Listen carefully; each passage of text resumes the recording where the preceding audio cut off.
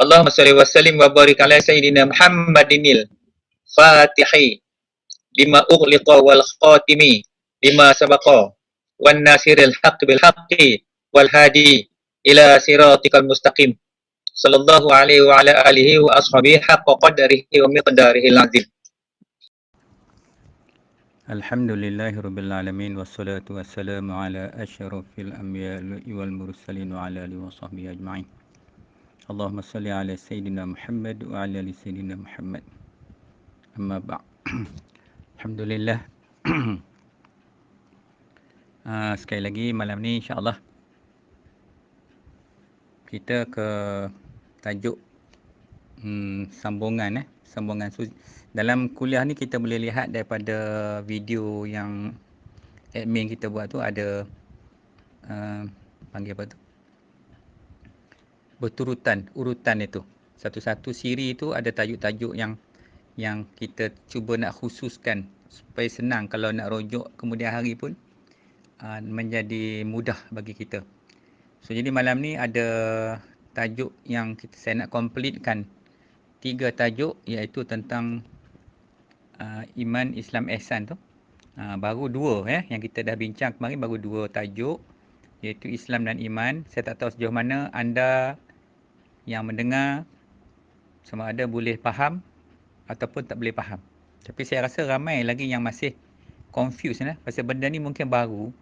Maklumlah, benda baru memang agak sukar.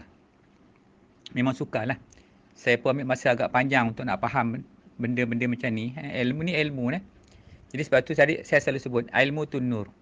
Al-Imam Syafi'i pun menyebut ilmu nur. Al-ilmu nur. Ilmu tu cahaya. Benda cahaya ni, kena ingat dia ada 2. Satu yang saya dah sebut dulu, cahaya dia panggil nurullah.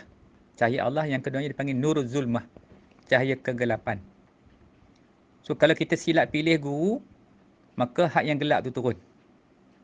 Sebab tu nak mengajar ni pun satu hal. Mengajar ni kita kena ikhlas kerana Allah. Kalau kita mengajar dengan sebab nakkan laba atas keduniaan tu, ilmu yang sepatutnya jadi nur jadi zulmat pula nanti. Sebab tu dia kena ada 3 ilmu. Itu pun dah terang dah. Kenapa adanya iman, Islam, ihsan yang Allah sebut innad dina indallahil Islam tu. Jadi pada pecahan situ maka terhimpunlah 3 cabang penting ilmu tu, iaitu iman, Islam dan ihsan. Jadi kita tak pergi lagi satu bahagian. Cuma yang malam ni, yang lepas-lepas ni saya cuma cerita tentang apa dia dulu. Bagi faham dulu. Nak masuk terkejut-terkejut tak boleh ilmu ni. Dia kena masuk satu nanti keliru. Bukan semua orang boleh faham. Okey. Jadi itulah dengan bantuan slide ni nanti boleh follow balik tengok. Okey, jadi insya-Allah ini malam ni kita ke tajuk iaitu ihsan yang kita belum cover lagi. 2 dah cover semalam. Saya dah cerita tentang guru mursyid. Kenapa saya cerita tentang guru mursyid? Sebab kita kena ada guru. Kalau tak ada guru, syaitan jadi guru. Dah jadi wali syaitan dah. Kita minta tolong dengan syaitan. Syaitan ni dia senang aja. Kan saya sebut ada 16 jenis syaitan duk tunggu kita. Masa ni syaitan ni tunggu. Itu pun dah ada orang mesej saya telefon tanya ustaz. Rasa dia kacau lah. Dulu senang ambil wuduk. Sekarang dah makin susah ambil wuduk. Dia tengok mana kelemahan kita. Dia akan tunggu kat situ. Dia akan kacau kita bukan sehari 2 hari dia kacau. Puluh tahun dia kacau kita. Jadi sebab kalau tak ada guru, kita mengaji, maka dia datang bisik kat kita. Tu semalam yang saya sebut, jangan mengaji dengan tok guru, dengan syekh Google. Sampai tak ada mazhab langsung, nak ijtihad sendiri. Semua tu jalan-jalan punca jalan sesat semua tu. Sebab kita ada Nabi, kita ada sahabat Rasulullah, kita ada para ulama yang membawa ilmu tu daripada atas tu turun sampai ke bawah. Jadi kenapa kita masih lagi nak menyerong-jerong lagi? So dekat sini yang penting. Jadi dalam banyak-banyak ilmu ni, semua tu ilmu yang kita wajib belajar. Semua tu jadi fardu ain. Wa imma ilmu Islam. Yang kita belajar tentang fiqh wajib. Lepas tu dia ada fardu ain kat situ. Mana fardu ain fiqh? Mana fardu ain fiqh? Memahami, mempelajari tentang 5 syarat tu. 5 rukun Islam yang 5 tu. Tu syarat-syarat dia apa lagi? Panjang lah yang tu. Fardu ain je. Bukan ambil banyak-banyak. Fardu ain. Kita tak cerita pasal ilmu Quran lagi. Cerita ilmu ni. Kemudian tentang iman, tentang tauhid, mana ilmu fardu ain bahagian tauhid pula. Nak mengenal Tuhan. Bicaranya pada hukum akal dulu. Tak boleh masuk lagi dalam makrifah. Cuma iman ni yang kita belajar tentang ni supaya nak mengenal Tuhan. Sebab tu dia kata awwaluddin ma'rifatullah. Hari tu masih ada terang. Awwaluddin, awal-awal agama tu mengenal akan Allah Subhanahu Wa Taala. Itu peringkat awal. Ni saya nak review peringat balik ni. Ada dah lupa dah ni. Kan? Ada yang dah lupa dah. Jadi awwaluddin, awal-awal agama kenal Tuhan. Sebab kita nak beribadat. Lainlah orang tak beribadat. Dia semayang pun dah, apa pun dah. Tapi kalau orang yang nak mengabdikan diri dia kepada Allah, dia nak ubudiyah dia kepada Allah, mengabdikan diri, maka abdi dia tu nak tuju kepada siapa? Mesti kepada hadrat Allah Subhanahu Wa Taala. Kalau bukan Tuhan, syaitan. Taurut tunggu situ. Dia dua je. Syaitan dia cukup cakap. Dia tahu dekat mana kita nak sembah ni. Sebab itulah berlaku syirik dalam masyarakat Melayu ni teruk. Kalau dulu-dulu ni lagi teruk. Lah ni pun sama je. Syirik serupa je. Menyekutukan Tuhan sebab tak kenal Tuhan. Sebab dia tidak makrifah kepada Allah, maka dia akan menyembah lain daripada Tuhan disembah tu. Itu dalam persoalan dalam tentang ilmu tauhid, tentang iman. Sebab iman ni benda yang saya sebut apa tentang, dia panggil aqaidul iman. Maknanya simpulan iman, tambatan, qawaidul iman. Tambatan-tambatan keimanan. Macam mana kita nak tambat iman tu? Kalau tali kita simpul, kita boleh tambat. Kalau iman nak tambat dengan apa? Berarti iman ni di persoalan akidah. Akidah ni apa? Suatu simpulan maknawiyah yang tersimpul erat, tersimpul kukuh di dalam hati, yang tidak akan terurai, terungkai walau dengan apa cara sekalipun. Tu iman. Buatlah kat mana pun, ujilah apa pun, datang COVID ke apa, dia macam tu je. Tapi hari ni kita tengok manusia lebih takut COVID daripada takut Tuhan. Lepas tu ulama-ulama dia tak kisah je. Dia kata kalau dah sampai takdir atas aku reda. Tapi ikhtiar kena ada. Maka kita ikhtiar macam sekarang kita tengok. Tapi ketakutan kita tu tak boleh letak kat situ. Pasal dia makhluk. Yang punya tuannya adalah Allah Subhanahu Wa Taala. Kalau tak beriman kepada Allah, kita akan pegang sign. Kita tak pegang Allah Ta'ala tu sebagai apa pun mesti daripada gerak-geri Allah. Allah yang menggerakkan setiap makhluk tu. Tidak bergerak walau satu zarah pun atas muka bumi ini, melainkan dengan kudrat dan iradat Allah SWT. Kalau dengan tak izin Allah Ta'ala, tak bergerak lah apa benda pun. Habis kat situ je. Ini persoalan iman. Tapi sebab kita tak faham, kita duk blur je lah. Kita duk blur tak habis lagi. Duk takut itu, takut ini. Kita kena yakin dengan Tuhan. Kena berserah kepada Allah Ta'ala. Okay, so jadi itu persoalan iman. Yang pertama ni, yang bahagian ni. Jadi bila iman kita tak lepas, korang tanya kita, bang, kau beriman tak? Aku percaya. Tapi dia tak buat. Dia percaya pasal tu Allah kata dalam satu ayat Quran, Tuhan kata pada orang Badui. Bila orang Badui tu dia kata apa kat Nabi? Dia kata dia telah beriman. Itu turun ayat Quran. Lebih kurang macam itulah cerita dia. Allah kata apa? Katakanlah kami hanya Islam, sedangkan iman belum masuk ke dalam hati kami. Sebab iman Islam ni, Islam isi Islam lah. Kena faham lah. Islam kena faham lah. Islam, orang yang menghidupkan Islam di diri dia, dia panggil orang Muslim. Manakala yang percaya kepada Allah, dia beriman kepada Allah, dia pegang sungguh-sungguh tahkid dia pada Allah SWT. Hati dia tu. Maka dia panggil dia orang mukmin. Jadi Muslim satu hal, mukmin satu hal. Orang Muslim lah. Tidak orang Muslim semua orang mukmin. Sebab tu orang Muslim saja, dia bukan mukmin lagi, dia belum beriman. Manakala orang mukmin dia dah Islam dah. Kalau orang mukmin dia dah beriman. Tapi kalau Islam saja dia belum beriman lagi. Lalu gini, kita tanya diri kita sudah malam ni. Tanya tengok. Aku ni orang beriman ke tidak? Kalau beriman, apa benda iman tu? Dan iman tu duduk kat mana? Di mana kita ambil iman? Tak apalah kita kata mak bapak kita tu Islam. Yes, Islam, mak bapak kita Islam. Kita beranak-beranak dalam Islam pasal mak bapak kita Islam. Iman? Beranak-beranak beriman. Macam tu. Kita tak nak sebut kan, kita sebut Islamnya. Memanglah di Malaysia ni, Melayu tu Islam, Islam tu Melayu. Memang betul lah. Tapi Islam tu duduk pada tumpang. Tumpang Islam mak bapak dia. Sama juga dengan iman. Dia tumpang iman mak bapak dia. Tapi bila dah besar macam ni, kalau tanda beriman apa?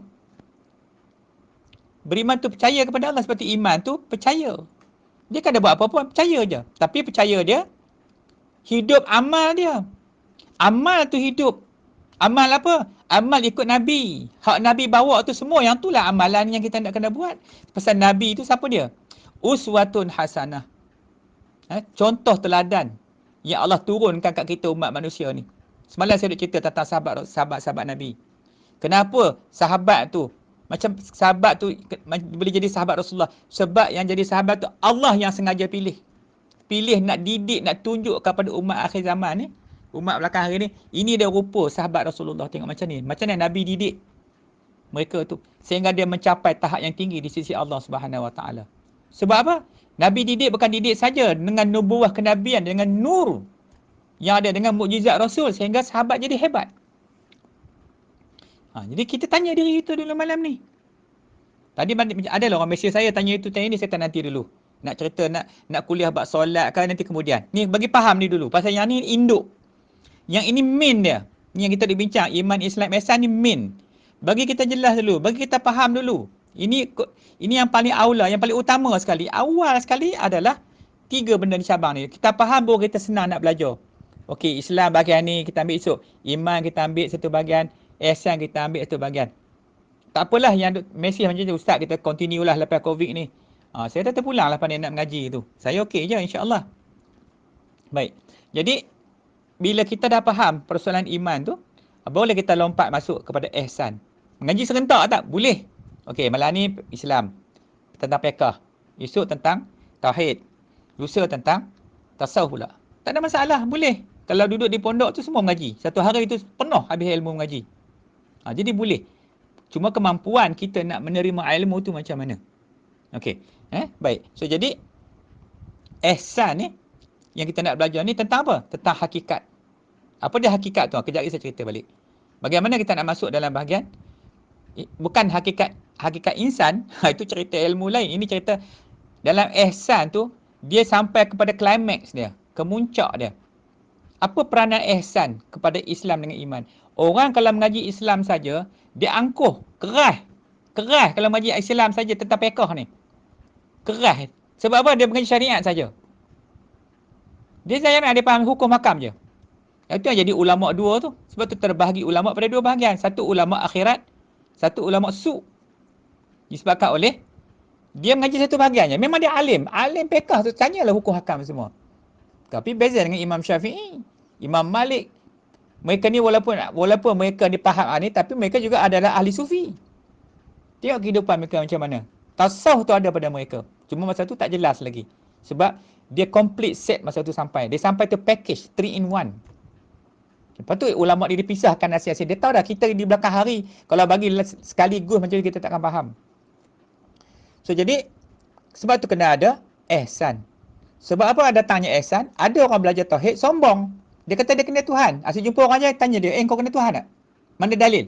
Dia tanya orang. Itu sombong dalam mengenal Tuhan. Sedangkan orang kalau kenal Tuhan, dia macam padi tu. Dia lagi kenal, lagi tunduk, lagi diam. Bukan tegak terpacak tu. Dia cabar orang ni. Tu. Jadi datangnya ihsan nak apa?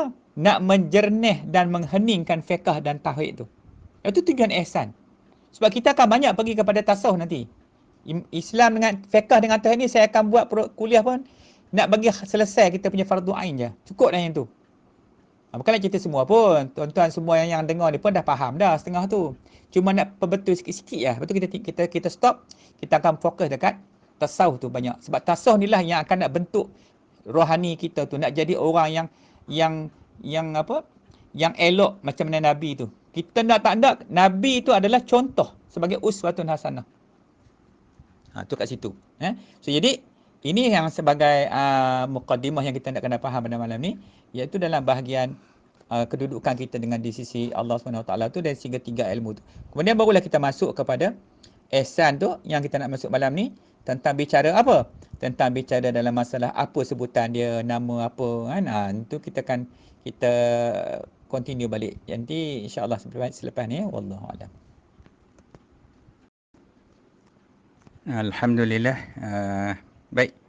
So tadi yang di atas tadi adalah tentang bagaimana kita nak memahami kedudukan ilmu tu. Jadi kita dah tahu dah. Bila lepas ni nanti, walaupun dalam grup ni ada yang umur 70, ada yang 70 lebih, ada 60 lebih, ada 50 lebih, ada 40 lebih, kita tak kisah. Tapi dah faham dah. Yang 40 yang ke bawah tu, yang ni dia dah tahu dah mana ilmu dia nak belajar lepas ni. Mungkin dulu tak sempat, mungkin duduk seronok dengan dunia ni. Hari-hari dengan motivator ceramah tentang nak cari duit, nak jadi kaya macam mana. Lepas tu dia kena dengar motivator akhirat. Kalau motivator dunia ni saja dia celup-celup je kadang-kadang agama ni. Kan? Nak bagi seronok dengar. Macam ni syariah punya. Lalu ni orang banyak guna istilah syariah tu, syariah ni. Tak walhal syariah berbenda pun tak tahu. So kita tak usah peduli bab tu. Kita kena ikut apa yang ulama-ulama debat. Baik. Tadi cerita tentang Islam. Tadi kita masuk dalam akidah Ahlussunnah wal Jamaah. I'tiqad. Bagaimana i'tiqad Ahlussunnah wal Jamaah? Ini masalah persoalan iman. I'tiqadu jazimun muttabiqun lil waqi' an dalil. I'tiqad yang jazam berbetuli dengan i'tiqad Ahlussunnah wal Jamaah an dalil, dan ada dalil. Mana i'tiqad yang jazam, yang putus, yang berbetulan dengan pegangan i'tiqad Ahlussunnah wal Jamaah dan ada dalil. Tu kena ingat. Tu tiga benda tu. Kena jazam. Jazam maknanya putus. Putus maknanya tidak boleh ada syak, tidak boleh ada zan, tidak boleh ada waham.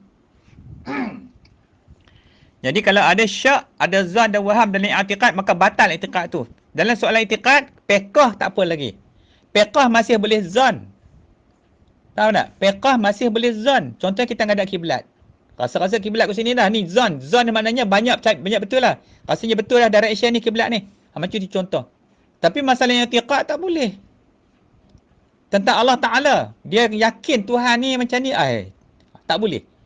Maknanya ada sikit dia ragu-ragu dengan Tuhan. Maka batal tu yang akidah dia. Ni persoalan dia. So jadi kita kena ambil berat bab-bab macam ni. Itulah nak suruh mengaji tu. Alhamdulillah Allah kurung ni musim ni. Kalau bahasa kita bahasa kasar orang cakap, marah pula kata. Kalau bahasa kasar ni pada muka kena kurung. Tapi hikmah kena kurung ni banyak sangat-sangat. Sekarang kita mula nampak dah. Apa hikmah dia? Kita tengok berlaku kehancuran dalam dunia hari ni. Negara-negara barat kaya raya, Amerika, Israel tertongging habis disebabkan apa? Covid ni. Ingat dia orang kuat. Tengok azan ni dah boleh dah satu. Semua negara kat Eropah semua boleh. Dan lepas ni akan berlaku satu kehidupan yang kita tak pernah duduk lagi. Macam satu dunia baru. Tapi bagi orang yang beriman kepada Allah, dia istiqamah dengan iman tu. Marilah apa pun, dia tetap steady je. Itu orang yang beriman kepada Allah. Kalau kita tak ada iman, goncang iman kita. Goncang kehidupan kita ni. Macam mana nak buat ni? Niaga dah tak boleh. Jadi benda ni kita nak kena pegang pada keimanan. Iman saja boleh selesai masalah kita. Lain beriman tak mampu. Sebab iman ni nur. Bila nur tu dia menghidupkan hati kita dapat berhubung dengan Allah. Tu kita yakin dengan Allah. Kita serah ke Allah. Allah lagi mengetahui. Allah Maha mengetahui. Apa kita nak risau? Kita iyalah tak tahu apa benda. Berangam tinggi sangat, panjang angan kita ni. Okey, itu persoalan. So jadi akidah i'tiqad kena jazam, kena putus. Itu kita akan mengaji esok dalam tentang ilmu tauhid tu, kita akan go satu-satu. Apa benda tu? Baik, saya terus ke tajuk malam ni iaitu tentang ihsan, tentang ihsan. Apa dia ihsan ni? Ihsan kita belajar kemarin yang disebut tu, hendaklah kau sembah Allah seolah-olah engkau nampak akan Allah. Tapi kalau kamu tak nampak, yakinlah Allah sesungguhnya Allah melihat akan akan kamu. Tu ihsan cukup tinggi martabat dia. Sebab tu kan bila ihsan ni dia tak ada, dia bukan benda yang bersifat tu. Dia jenis sifat, dia duduk pada benda yang bersifat tu. Yang ada benda maujud ni yang nampak Islam, fiqh, tauhid. Ihsan tasawuf dia tak ada apa. Cuma dia nak perbetul pada tauhid tu, dia nak perbetul pada fiqh tu. Tu saja. Tasawuf ni. Tapi kalau tak ada fiqh, kalau tak ada fiqh dengan tauhid, tasawuf tak boleh buat apa, sebab tu tak boleh ngaji tasawuf. Sahaja. Dia kena mengaji fiqh, tauhid, tasawuf. Kena ada dia punya rangkaian dia tu. Baik, jadi rukun dia dua. Yang pertamanya puji, yang kedua keji. Ni selalu kita ulang-ulang. Saja saya sengaja ulang banyak kali. Supaya dapat ingat. Kalau boleh hafal terus nanti lepas ni. Rukun ihsan berapa? Oi, ada ke rukun ihsan? Lama dah ustaz saya mengaji tak nak dengar pun rukun ihsan. Tu dah mengaji fiqh tauhid saja. Tasawuf tak nak. Asyik duk tuduh sesat tasawuf, sesat tasawuf, langsung tak kerti. Lepas tu keras. Cakap ego angkuh sebab kan tak ada tasawuf. Sebab tasawuf ni melunakkan jiwa manusia tu. So jadi apa keras? Sebab apa? Sebab dalam hati itu ada sifat kufur dan maksiat. Walaupun ada ilmu. Sebab tu dia kena ada adab. Kalau kita mengaji tasawuf ni, saya ingat dulu saya duk mengaji kita ikam tu. Apa Tok Guru duk ajar tu. Dia kata awal-awal mengaji ni, kamu kena ada adab. Dia panggil adabul mu'min. Tu kitab tasawuf yang dia orang terjemah yang baru-baru, kita tulis tulisan baru ni saya pun pening tengok. Kan? Tak ikut macam mana kitab asal tu. Sebab saya mengaji saya tahulah. Bila saya baca yang dia orang tulis yang modern ni kan, dia tulis terjemah balik, dia tak capai macam mana yang hak Tok Guru duduk cerita dulu saya duduk mengaji tu. Memang beza. Beza sangat-sangat. Sebab Tok Guru yang saya mengaji tu dulu pun, dia ni ahli tasawuf, ahli sufi orang dia. Warak sangat-sangat duduk. Jadi dia mengajar, dia menghayati pengajaran yang dia ajar pada kita tu. Itu perbezaan ilmu. Bukan dia mengajar duduk sombong, gelak-gelak sana, ngilang-ngilang, menyanyi lagi lah. Siap dengan lagu Hindustan semua menyanyi. Kan? Ini bukannya mengajar. Bang, Nur ni dia bukan mau benda-benda lara lagu begitu. Lara semua tu. Mari saya dah cerita pasal muzik. Ada nama setan, seekor murrah. Duduk tepi tunggu tu. Bagi orang suka muzik. Buka radio, dengarlah dengar asyik ya, orang kata Khalid ya, dengar lagu tu, seronok je. Kan saya dalam dia tulis, setan kata apa? Seruling tu adalah apa? Adalah muazzin bagiku. Yang lain tu alat-alat tu makmum bagiku. Saya macam tu. Tapi nak dengar tu tak salah, boleh. Tapi jangan berlebih-lebih lah. Kalau bagi orang ahli tasawuf, dia tak nak langsung tu orang dia kata ni, hai, semua buang ni, TV buang apa semua buang ni, ada sebab. Ada sebab-sebab dia. Jadi terpulang. Kita mengaji ni nak faham. Kita nak ikut syaitan ke, kita nak ikut Rasul ke, tu pilih. Pilih. Jangan duk salah ke orang esok. Saya tak suruh pun pilih mana, tapi saya cakap pilih sendiri. Pilih. Kalau nak masuk jalan syurga, nak jadi asyabul yamin, ni. Asyabul shimal, ni. Allah kata dalam Quran dah. Kalau nak jadi kafir, kafir lah. Nak Islam lah. Sebenarnya tu Tuhan kata. Jadi kita ni jenis tak ngaji. Duk serenok kira duit ya. Serenok kira projek. Projek tu projek ni. Projek kan boleh bagi kita ketenangan. Kejarlah projek siang malam pun. Ni musim ni pakat hambat projek ni nak bagi tu. Itulah inilah kan. Tapi ada ketenangan tak? Serabut lagi ada. Baik. Kemudian dua benda ni. Puji, iman dan taat, keji, kufur dan maksiat. Maknanya orang yang duduk atas tapak puji, dia jadi iman dan taat. Tidak jadi keji, kufur dan maksiat. Sebab tu semalam saya sebut, bagi orang yang apa? Yang nak memula beribadat, kan kita dah sebut semalam. Macam mana cara kita sebelum kita nak mulakan ibadat kita? Kita nak ngadak Allah Ta'ala. Apa kita nak buat? Semalam pun saya dah sebut asal semalam. Sebelum nak mulakan ibadat, nak buat pekerjaan, apa pun saja, dia kena niat taubat dulu. Nak semayang tu pun kena taubat dulu, istighfar dulu. Taubat kena segera keluar daripada apa? Daerah kufur dan maksiat. Pasal kita tak tahu sebelum antara waktu solat dengan waktu solat tu kita dah jadi syirik dengan Tuhan, jadi kufur, kita tak sedar. Sebab benda tu boleh jadi melalui 3 jalan. Sama ada melalui lidah, melalui anggota atau melalui hati. Tidak marah ke orang, kata ke orang macam-macam. Jadi duduk dalam daerah kufur dan maksiat. Tu kufur lah tu, ngata orang ribah. Kemudian buat benda lara, tak ada faedah. Kemudian lepas tu masuk waktu dia pergi semayang. Terus semayang. Tuhan terima ke semayang? Tak terima. Sebab dia masih dalam keadaan kufur tu. Pakaian kufur maksiat tu duk menghias diri dia. Duk bergayut kalau kita nampak. Kalau Allah buka, kita kasyaf boleh tengok lah. Kita pun takut tengok orang. Bergayut kat tubuh badan kita tu. Dia duduk kat mana? Dekat mata, dekat telinga, dekat hati, dekat anggota-anggota jawarih tu. Sebab tu dia nak kena taubat. Kena cepat-cepat taubat. Lepas tu, tak boleh terus semayang. Kena mengucap dulu. Islam dulu balik. Kena beriman balik. Nak beriman kena mengucap balik. Mengucap tu jadi Islam balik. Lepas tu minta lagi kat Allah. Ya Allah Tuhanku, kau pun gugurkanlah di diri aku rohani jasmani. segala syirik akbar, syirik yang besar. Menyembah lain pada Tuhan. Syirik asghar, syirik yang kecil-kecil, syirik apa? Berlambak syirik kecil. Riak tu syirik kecil lah. Tu Nabi kata, orang yang berperangai riak ni, macam mana api makan daun kering. Habis sekejap ya, tengok. Macam mana kita bakar sampah tu. Kemudian, minta Allah gugurkan lagi apa? Kufur dan kekufuran. Dan setiap kesalahan yang bersangkutan dengan anak Adam, yang kita buat dengan manusia sama manusia. Lepas tu dan dengan segala makhluk. Semalam saya sebut, malam ni saya ulang sekali lagi. Ada orang yang tak berapa faham lagi. Kan? Kena keluar dulu. Lepas tu, siapa yang ada mursyid, yang dah ada mursyid, dia mengakulah pada mursyid dia, pohon apa? Pohon minta Allah terima dia menjadi murid bagi guru dia tu. Kalau guru dia Imam Ghazali lah. Kalau mursyid dia Syekh Abdul Jalani, minta Allah terima dia sebagai murid kepada guru tu. Tidak, tak ada mursyid nak pergi ke mana? Duduk dengan syaitannya. Ni takut cerita ni, cerita rohani lah, cerita tasawuf ni dia memang bukan cerita biasa. Dia cerita cukup abstrak. Benda ni is subjektif tau. Tak nampak. Melainkan kita mengaji, kita duduk dalam dunia tu pun kita nampak rupanya, kita tengok syaitan punya jahatnya. Dia duduk di tiap-tiap tempat kita. Tu pada kufur maksiat tu, dia ditunggu kat situ. Sombong dia tunggu. Takabur dia tunggu. Riak dia tunggu. Cakap je. Yang kita bincang 10 sifat-sifat mazmumah tu, dia tunggu di tiap-tiap tempat jahat tu. Bila kita duduk tempat tu, kita ambil dia jadi wali syaitan. Jadi wali penolong kita. Tu yang kata, yang kita bincang kemarin, nafsu amarah tu wajib kena buang. Kalau tidak masuk neraka boleh. Na'udzubillah. Pasal dia nafsu orang kafir. Orang yang kufur. Ni yang kita suka duduk kat nafsu tu. So jadi itu. Jadi sebab tu kita kena cepat mengaji, kena cepat faham. Tu saya nak ulang-ulang tu bukan apa nak bagi faham. Nak ngajar boleh sekejap ya. Saya mengajar puluh sekejap habislah, perang-perang habis. Wallahu a'lam. Macam tu.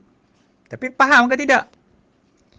Okey, so jadi dua benda tu. Puji, rukun dia, iman dan taat, keji, kufur dan maksiat. Hafal Ada berapa? 10-10. Yang kita bincang awal kemarin dari 10-10 tu.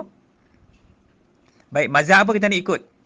Mazhab dia, sama ada Imam Junaid Al-Baghdadi, ataupun mazhab Al-Qushairi, ataupun Al-Ghazali, ataupun Abdul Qadir Jalani. Ataupun ada lagi yang lain-lain. Silakan. Tak ada masalah. Boleh. Asalkan mazhab yang kita ikut tu, rojeh maknanya benar. Memang dah banyak ulama ikut. Contohnya macam Tariqat Syatariah, mazhab ni pula. Tapi kesemua ni kita pastikan sanad silsilah tu mesti sampai kepada Nabi SAW. Mesti sampai ke atas. Kalau lagi tak sampai, dia maknanya something wrong. Dia sesat. Mungkin dia ambil guru Tok Syekh Google kan. Sampailah kat Google dia. Tak sampai, terus ke bawah tu. Tu. So ini yang bahagian yang kita nak faham dulu kan. Sebenarnya peringkat ihsan ni, peringkat tertinggi lah. Sebab tu dia kena faham fiqh, tauhid, tasawuf. Jadi dalam tasawuf, yang fardu ain yang mana? Yang fardu ain tu yang mana dalam tasawuf ni? Oh, ingat tasawuf ni tinggi. Tak, tasawuf ni ada yang fardu ain dia. Jangan kata tak ada fardu ain Yang saya nak cerita malam ni, yang fardu ain dia bagaimana? Iaitu bahagian mazmumah dengan memudah. Ini fardu ain. Bila fardu ain, kena mengaji. Wajib kena mengaji. Kenapa kena mengaji? Supaya tidak duduk di tempat mazmumah tu. Kena keluar segera duduk tempat mahmudah. Kalau tidak, kalau kita kekal tempat situ, maka selama-lamanya duduk dengan nafsu ammaratun bisu. Nafsu ammarah yang hina keji, dan nafsu tu adalah nafsu ahli nar. Golongan-golongan ahli neraka. Apa dia? Gemarkan makan, cakap sia-sia, pemarah, hasad, bakhil, sukakan megah, kasihkan dunia, hubbud dunia, takabur, ujub, riak. Ni semua teruk-teruk ni, silat-silat semua tu kalau kita baca, Allah. Semua ada kat aku ni. Kalau ada, biar kamu buang cepat-cepat. Bukan senang nak buang mazmumah ni, ya Allah, Tuhan lain tahu. Sebab dia datang sekali dengan jasad kita. Bukan boleh buang macam tu je. Ustaz, kalau saya tak ada nafsu mazmumah tu, bolehkah Ustaz? Saya terus nak duduk kat mahmudah. Duduklah. Bolehkah duduk? Tu, tempat alaqah. Tempat alaqah, tempat darah hitam tu, siapa nak cuci? Kan tu saya dah terang. Macam mana syaitan dengan darah ni. Macam itulah laju tak laju dia dengan kita, dengan manusia. Yang Nabi sebut dalam hadis tu. Punya dahsyat tak dahsyat syaitan ni. Macam mana darah kita berjalan dalam badan kita ni. Macam itulah syaitan duduk dengan kita. Lajunya duduk dalam badan kita ni. Tu kerja syaitan. Sebab tu was-was dia macam kilat. Was-was ni tak percaya, ambil wuduk tengok. Elok dah basuh tangan. 3 kali, 4 kali. 4 kali, 3 kali. 4 kali, 5 kali. Sekarang tak betul dah. Mana dulu? Terlupa dah. Mana dulu? Basuh rambut dulu kan siku dulu. Padahal puluh tahun dia ambil tu. Tu. Macam itulah punya cepat. Was-was ni, siapa punya kerja? Syaitan yang bernama Khannas. Waswasil Khannas. Bisikan yang datang dan pergi tu. Jadi, jangan ingat mudah. Sebab tu, bahagian bahagian tasawuf ni, memang kalau kita tak fokus, dia tak boleh mengaji saja. Dia kena praktis. Dia kena amal. Okey, lepas ni kita nak beramal dalam bahagian ni. Okey, macam mana ada cara nak kurangkan makan? Okey, bulan puasa. Eloklah bulan puasa ni. Boleh belajar dah. Kan? Kemudian, tak mau bercakap sia-sia. Macam mana kita nak tahu cakap sia-sia? Lara. Cakap tak ada faedah. Cuba tanya tengok yang kita bercakap dia dapat pahala tak? Allah Ustaz cerita pasal dunia tak habis-habis. Mana dapat pahala? Boleh cerita pasal dunia. Tapi benda yang boleh mendatangkan manfaat. Kita buat perniagaan ni, nak niaga ni, dah dapat duit ni, kita nak buat apa? Kita nak buat ibadat, kita nak sedekah, kita nak buat sekolah, kita nak buat masjid, kita nak bagi orang fakir miskin. Perniagaan kita ni. Bincang elok-elok. Tak ada masalah. Yang masalahnya, dia lepak kedai kopi sambil isap rokok. Isap jin tu. Lepas tu duduk sembang. Lalu rokok tak nak vape. Sama je lah. Sembang sia-sia. Lepas tu pemarah kuat. Okay, nah? Hasad. Tu. Jadi semua benda ni dalam tu dah ada dah. Masing-masing tengok. Jadi nanti kita akan pergi bahagian satu-satu. Ini cerita dulu. Belum solusi dia belum lagi. Macam mana nak keluar tu nanti saya cerita kemudian. Nah, takat ni dulu. Wallahualam. Alhamdulillah. Sekali lagi kita ke tajuk ihsan lagi. Iaitu pecahan dia. Malam ni kita tengok pula pecahan dia. Saya cakap tadi banyak-banyak tadi bukan apa, nak ngulang-ulang balik. Pasal benda ni nak kena ulang-ulang balik. Ilmu ni lagi banyak kita ulang tu lagi bagus. Bagi kita mantap, bagi kita mantap kita punya kepahaman tu. Sebab ilmu. Sebab benda nur ni Allah. Pasal kita tak bersedia lagi, tahu tak? Sebenarnya kita ni tak bersedia lagi. Sepatutnya nak mengaji ni, dia kena ambil dulu amalan-amalan dulu. Paling tidak tu ambil dulu talqin syahadah ke dulu, ambil dulu. Buang dulu hak kufur maksiat duk bergayut tu. Ganti dengan iman Islam ihsan tu, 4 hati tu. Kadang-kadang dia duk bercelaru kita ni. Bila dalam hati kita tu masih lagi ada sifat-sifat gelap tu yang duk gelap gelemat tu dalam hati tu. Bila kita mengaji ilmu apa pun, minat, teringin tapi tak boleh pergi. Kenapa teruk sangat? Tu maknanya benda tu nak kena buang. Sebab tu kalau mengaji kalau Datuk Guru ni, dia akan bagi tanah mu balik mu baca ni dulu. Mu zikir ni dulu banyak. Tu kalau budak-budak datang jumpa saya kata, Ustaz, saya nak ambil syahadah boleh tak? Mari. Mari sini Niat elok kata. Dah talqin elok tu dah syahadah dah. Ambil wirid ni baca, balik baca ni. Baca qul huwallahu ke apa kita bagilah. Pergi habis. Berapa nak baca Ustaz? Bacalah qul huwallahu 100,000 ke. Allah dengar punya banyak. Dengar 100,000 tu dapat 2 tahun Ustaz. Baru 50,000 tak sampai lagi. Tapi kamai angan-angan nak jadi tok wali. Susah macam itulah. Sebab tu musim-musim ni sebenarnya ni cerita sikitlah sambil-sambil ni. Saya masa duduk mengaji tutup guru orang alim, duduk kawan dengan orang tutup guru ni. Sebenarnya memang ada kaedah-kaedah dia. Mas tu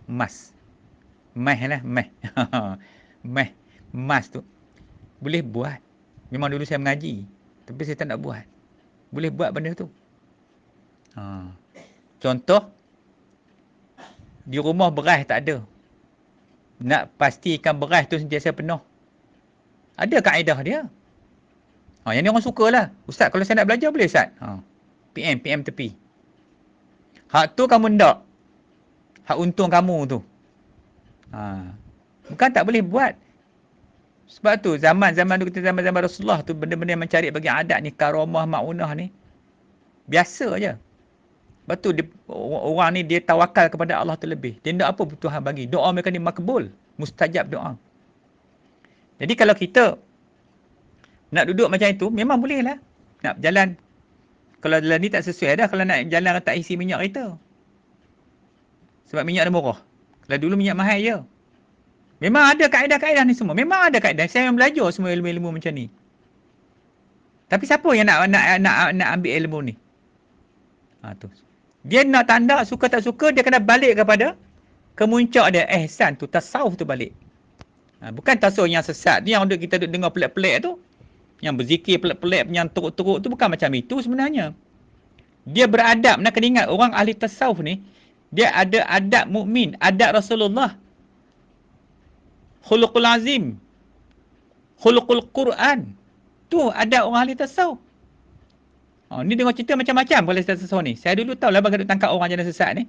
Jumpa macam-macam ilmu pelik-pelik. Okey, so jadi itu cara dia. Tu sekarang ni kita faham dulu tentang 3 benda ni. Pertama, kita tengok, tadi saya dah ulang dah sebut, bahagian pertama kita akan belajar tentang sifat puji dan keji. Yang ni ada 10, hafal tu nah. 10 mazmumah, 10 mahmudah. Kita pelepah dulu satu-satu. Lepas dah habis dah bahagian mazmumah, kita naik ke makam mahmudah. Dia kena pergi ke makam mahmudah ni, nak lawan dengan mazmumah tu, dia kena belajar macam mana kaedah mahmudah. Sebab tu dalam mahmudah saya sebut kemarin, dalam kitab pun ditulis. Yang pertama sekali taubat. Bukalah kitab apa pun. Taubat. Sebab taubat ini adalah seawal-awal pintu dan semulia-mulia pintu. Dia kalau tak lepas pintu taubat tu, dia tak boleh masuk pintu seterusnya. Dia ada lagi pintu. Pintu khauf, pintu takut, pintu zuhud, pintu sabar, pintu syukur, pintu ikhlas, tawakal, mahabbah, redha, ingatkan mati, kasihkan Allah, kasihkan Nabi. Itu semua yang bahagian-bahagian lain. Tapi dia kena mula dengan taubat dulu. Sebab apa? Nak hapuskan dosa-dosa yang duduk atas mazmumah selama 4-50 tahun tu. Selama 4-50 tahun tu kita duduk atas tapak, atas daerah mazmumah. Maka nak keluar tu kena pergi taubat dulu. Sebab tu saya katakan, seawal-awal pintu, faham? Seawal-awal pintu dan semulia-mulia pintu. Pintu taubatan nasuha. Kalau dia cerita anak ni ikhlas lah, lepas tu pembohong. Hang taubat tak? Tak pun. Duk cerita ikhlas buat apa? Anak ni dah syukur dah. Dah sabar dah ni. Taubat tak? Tu nak membohong kat Tuhan. Tuhan kata tu pembohong, tu doa kita tak makbul. Sedangkan Allah kata, mintalah pada aku. Ud'uni astajib lakum. Mintalah aku makbul doamu. Bila kita minta, Tuhan kata, wahai manusia yang penipu, munafik, makan benda haram, kau minta kat aku macam mana?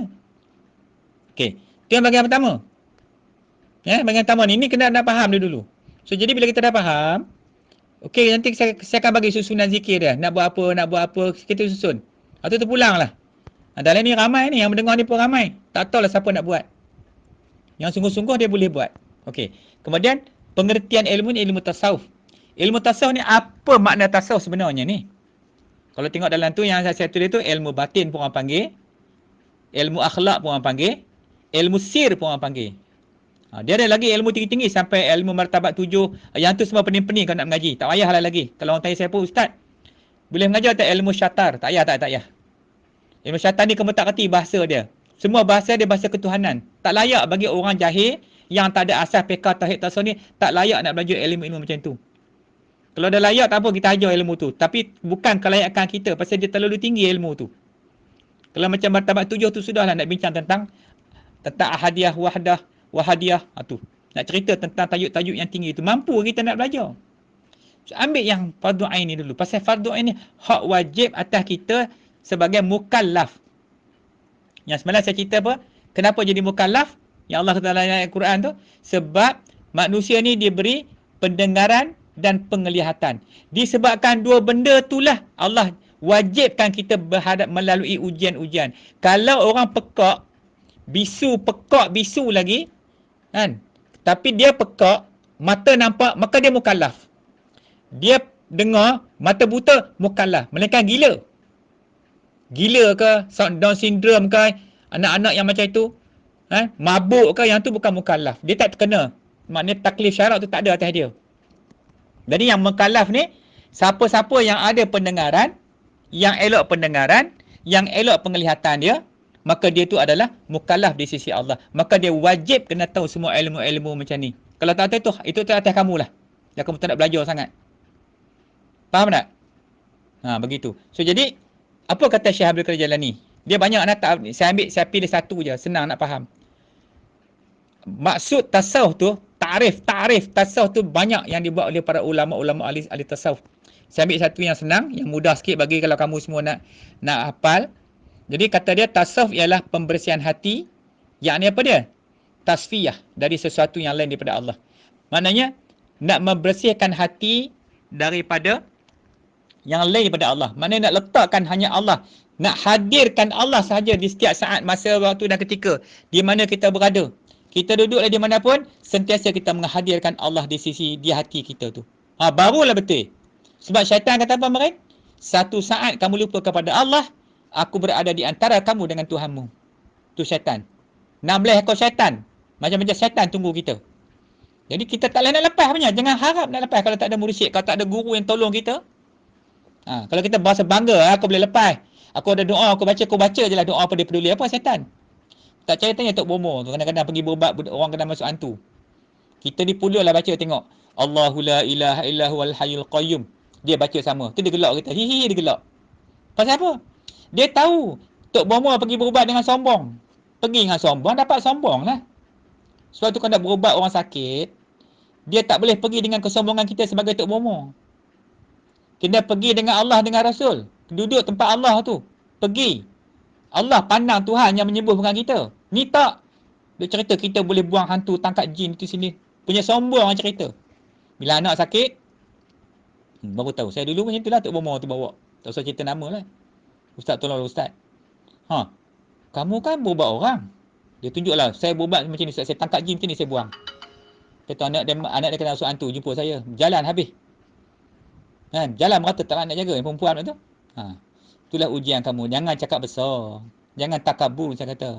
Banyak orang boleh berubat orang ni, dia duk kata hebat ilmu dia. Jangan cakap hebat ilmu kita. Ilmu tu Allah bagi. Bukan hak kita punya ilmu.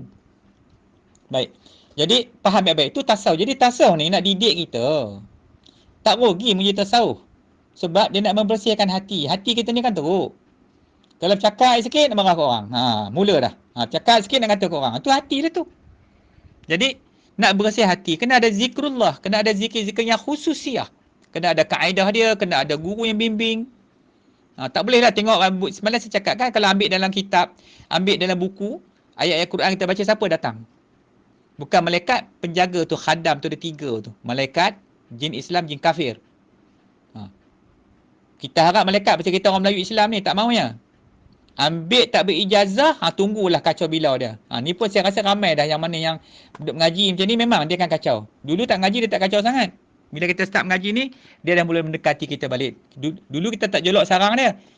Sekarang ni dia tahu, kamu tahu aku ada tepi kamu ya. Macam Qarin. Qarin sebelah kiri kita tu.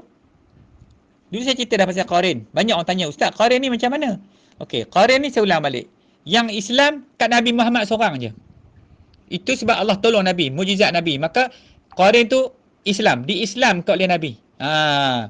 Manakala Qarin bagi manusia lain, termasuklah tu Adam, Nabi dan Rasul yang lain, semua ada Qarin dan semua Qarin tu kafir. Yang tak ada Qarin 2 orang je, iaitu Maryam dan Nabi Isa AS. Tu saya manusia yang tak ada Qarin, kata Nabi. Dia cerita dan tak ada kisah dia tu. Lain hak kita ni, so cakap lah. Qarin tu lah duk bagi mimpi macam-macam, duk hasut macam-macam.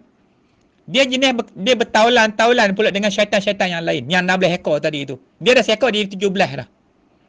Yang duk bisik kat kita tu. Allahu Akbar. Bismillahirrahmanirrahim. Kita baca. Alhamdulillahirrabbilalamin. Patutnya, segala puji-puji bagi Tuhan seluruh sekalian alam. Itu nak diingat. Dah ingat klaim pula. Ramai orang kena COVID ni. Tadi ketua director KKM baru beritahu, DG beritahu ada kematian. Ingat situ pula ni. Kemudian iyyaka na'budu wa iyyaka nasta'in. Kepada engkau lah kami sembah, kepada engkau lah kami minta pertolongan.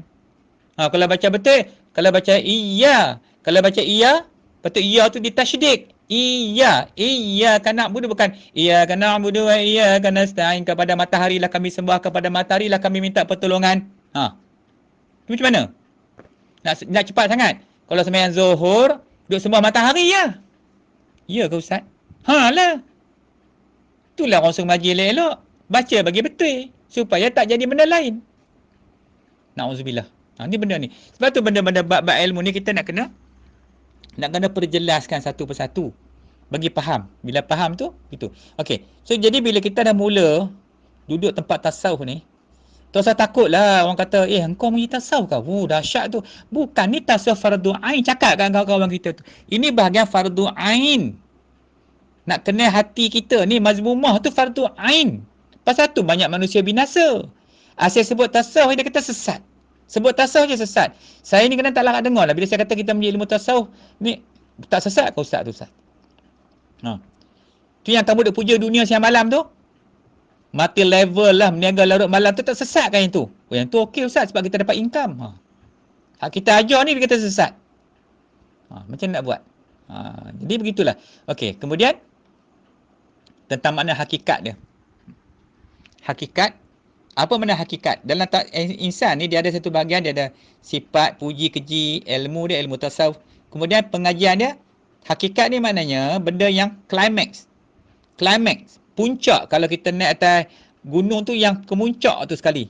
Mana dah sampai hala tujuan kita, nak mencapai puncak, pergi naik gunung Everest, nak di puncak, climax dia, hakikat ni di atas tu. Macam tu maksud dia. Tapi kalau tersebut dalam ilmu tasawuf ni kebanyakannya, bila kita masuk dalam bahagian ni, dia lebih fokus kepada tariqat. Tariqat nah. Oh ustaz, tariqat ni sesat. Ustaz dah tanya tariqat pula. Tadi tanya tasawuf. Tariqat ni jalan. Satu kaedah nak balik kepada Allah macam mana? Banyak jalan dia. Sebab tu kebanyakan ulama, kamu pergi carilah kebanyakan ulama, tanyalah Tok Guru tu. Tok Guru nak tanya sikit, Tok Guru ada ambil tak kaedah amalan apa-apa? Ana ada, ana tariqat. Macam Syekh Al-Fatani. Syekh Al-Fatani dalam kitab Diyaul Murid dia tulis. Kitab tasawuf Diyaul Murid tu dia tulis. Dalam kitab Diyaul Murid tu kalau baca tengok kitab tu, dia ajar macam mana dia tulis. Contohnya orang yang mandi junub tak pakai tu haram, tak pakai kain basah dalam ketika mandi junub tak boleh. Kita ni banyak dia bagi harusnya. Harus. Semua harus. Yang haram dia kata harus. Itu bagi tasawuf. Fiqh tak apa. Kalau tanya ustaz fiqh, harus dia kata memanglah. Tanya Tok Guru tasawuf. Tok Guru tasawuf tak jawab macam tu. Dia jawab macam lain. Dia jawab mengikut tasawuf yang dia bawa tu. Sebab dia cukup jaga aurat. Tak jaga aurat, syaitan duk tengok aurat kita. Dia tengok, dia hasut kita. Dia nampak kelemahan kita kat mana. Syahwat kita. Macam tu. Okay, so jadi, yang dimasukkan dalam istilah tariqat ni adalah kebaikan daripada syariat. Daripada syariat yang kita mengaji fiqh tu, apa kebaikan dari situ? Betul dia gabungkan sekali dengan tariqat ni, amalan jalan ni untuk mencapai kemuncak dia. So jadi hakikat ni berasal dari perkataan hak. Hak ni apa dia? Yang sebenarnya kepunyaan, kebenaran, pihak yang benar.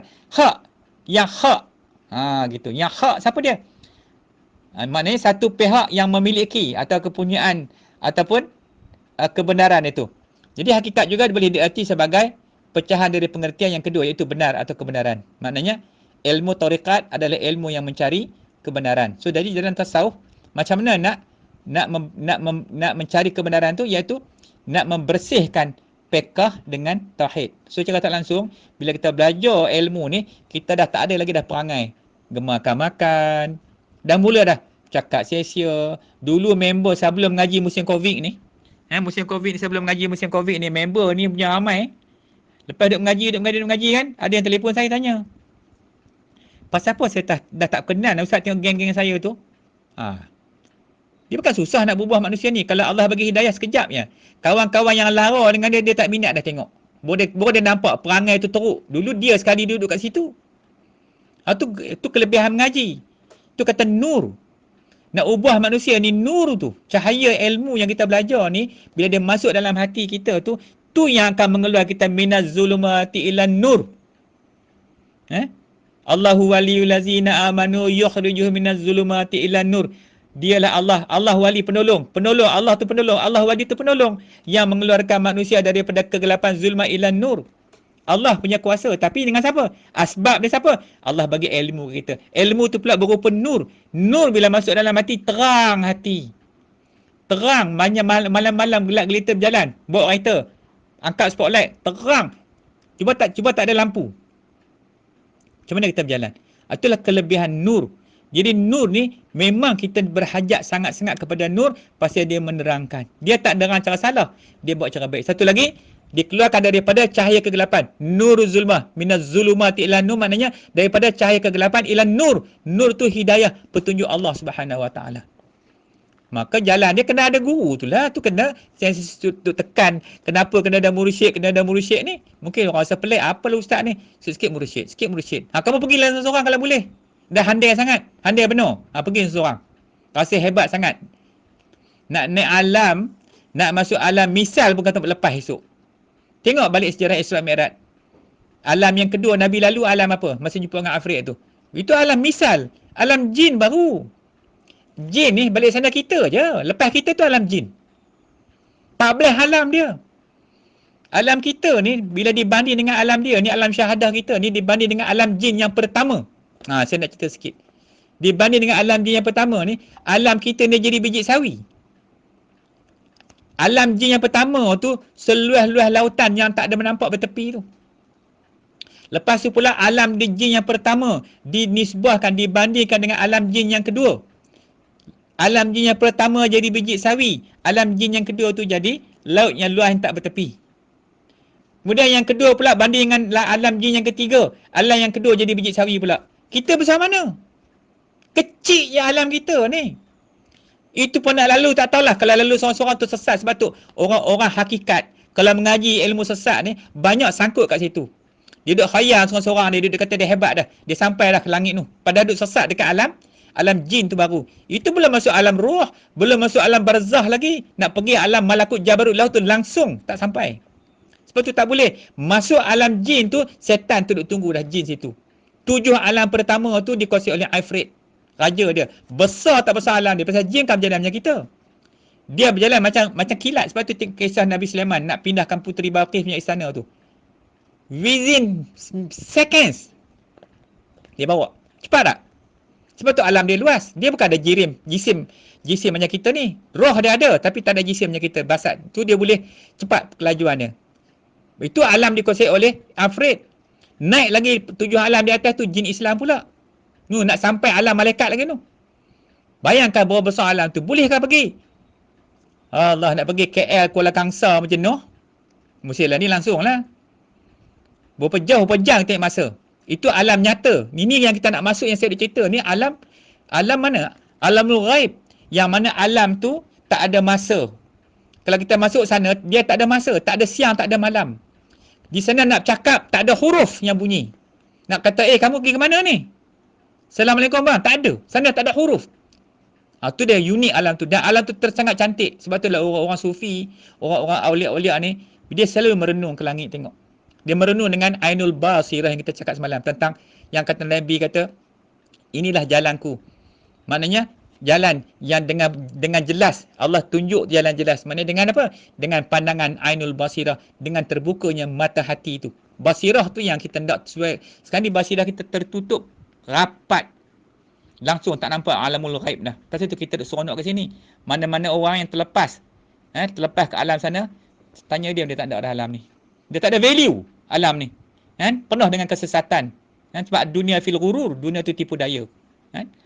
Okey tu. Itu bahagian yang pertama. Bahagian ni yang tentang nak ihsan dulu. Nanti tengok slide tu sampai-sampai tu. Cubalah faham-faham kan tengok baik wallahualam. Baik alhamdulillah. Kita sikit lagi bahagian ni. Tentang ihsan ni. Apa hukum? Tadi kita dah saya ulang sebut dah. Apa hukum belajar tasawuf? Nama pun tasawuf. Mungkin ada orang baru pertama kali dengar kan. Dia tanya ilmu apa pula lah mengajar ni. Budak-budak lah ni. Saya cakap tu terang. Saya mengaji dulu daripada tahun 70-an dulu. Kita dah belajar ilmu macam ni. Jadi ulama makin dekat dengan Nabi, makin alim. Makin dekat dengan Nabi, makin warak, makin alim. Makin jauh dengan Nabi, makin macam-macam jadilah. Maknanya ilmu tu makin kurang. Saya rasa kalau orang sekarang ni dah dapat ilmu macam saya belajar dulu, saya tak tahulah. Sebab ulama-ulama yang belajar tak ada. Mati seorang ulama, Allah angkat ilmu. Mati seorang ulama, Allah angkat ilmu. Makin lama, makin sikit-sikit tinggal ilmu. Silap belajar je hancur. Tu kadang-kadang orang tak suka ilmu macam ni. Saya pun tahu. Duduk leleh geruk tu kita pun faham, dia tak faham. Pasal dia biasa mengaji cara lain. Tak mahu mengaji dengan pokok moden macam ni, yang mudah, kaum mudah tu. Lagi tak mengaji macam ni. Kita sudah follow lah benda-benda lagu tu yang tak betul tu. Sebab kita punya i'tiqad duduk di bawah i'tiqad ahli sunnah wal jamaah. Tu dah jelas dah. Nanti kita cerita pula malam besok kalau senang-senang tentang siapa itu Abu Hasan Al-Asy'ari. Kalau Abu Hasan Al-Asy'ari ni, kalau lagi puak-puak kaum mudah ni, dia punya kutuk hina dia, Imam Abu Hasan ni yang cakap lah. Dia katanya Mu'tazilah sesat lah dulu ni, macam-macam dia tuduh. Sehingganya, nanti saya tunjuk bukti kitab-kitab yang puak-puak tu ubah habis. Al-Ibanah tu, Al-Ibanah punya hebat kitab ditukar habis. Ditukar dalam tu. Terus kata kitab Melayu, kitab Arab ditukar habis. Kitab tentang kisah sejarah keagungan Syekh Habib Qadir Jailani, dia ubah habis. Kat saya semua ada, dia tulis dekat depan, dia tulis buku putih. Dia buat bulat buku putih. Buku putih tu berarti puak-puak kaum mudah tu dia tukar dah. Dia nak beritahu tak ada macam ni, macam ni. Tu jahat tak jahat. Dia kan ada kerja lain. Dia tulis kitab tak pandai, dia kerja tukar habis kitab-kitab yang ada tu. Tu panjanglah cerita dia. Orang macam ni dia kalau ngaji ilmu macam ni. Sebab dia mudah. Dia kata ilmu apa ni? Okey, tu sebelum kita nak mengaji, niat elok mengaji. Ilmu yang ada dalam Quran, ada dalam hadis, semua ada ilmu ni, bukan cerita dongeng. So, jadi hukum dia fardu ain. Saya sebut tadi, hukum belajar ilmu tasawuf fardu ain. Hukum belajar ilmu fiqh fardu ain kat mana? Mana had dia? Jadi kita nak belajar dah had.